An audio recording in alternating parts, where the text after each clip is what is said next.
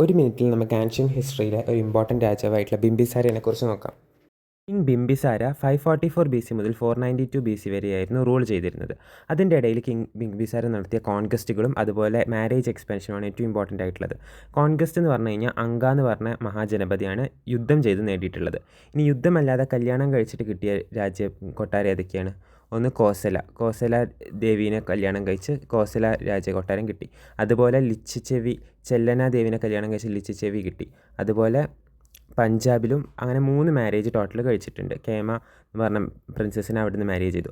അപ്പോൾ ടോട്ടലി ബിംബിസാര നടത്തിയിരിക്കുന്ന അങ്ക കോൺക്വസ്റ്റും അതുപോലെ കോസല ദേവീനെയും ചെല്ലനെയും കേമയും ഇതൊക്കെയാണ് മഹാജനപദാസ് കല്യാണം കഴിച്ചിട്ട് നേടിയിട്ടുള്ളത്. അതുപോലെ തന്നെ ബിംബിസാരയുടെ റോയൽ ഫിസിഷ്യനായിട്ടുള്ള ജീവക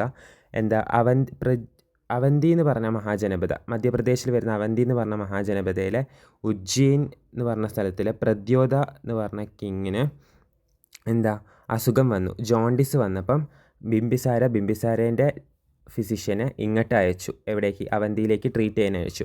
ഇതും ഹിസ്റ്ററിയിൽ വളരെ ഇമ്പോർട്ടൻ്റ് ആയിട്ടുള്ളൊരു സംഭവമാണ്.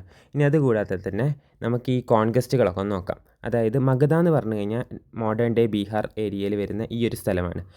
ഇതിൽ നിന്ന് അങ്കയാണ് കോൺക്വസ്റ്റ് ചെയ്തെടുത്തത്. അതുപോലെ കോസല എന്ന് പറഞ്ഞത് നമ്മൾ മാരേജ് കോൺക്വസ്റ്റിൽ പറഞ്ഞിരുന്നു. അപ്പം ഇങ്ങനെയാണ് കോസല കോൺക്വസ്റ്റ് ചെയ്തെടുത്തത്. അപ്പോൾ ഇതായിരുന്നു ആൻഷ്യൻ ഹിസ്റ്ററിയിൽ ഇമ്പോർട്ടൻ്റ് ആയിട്ടുള്ള മഗധേൻ്റെ സ്റ്റാർട്ടിങ്.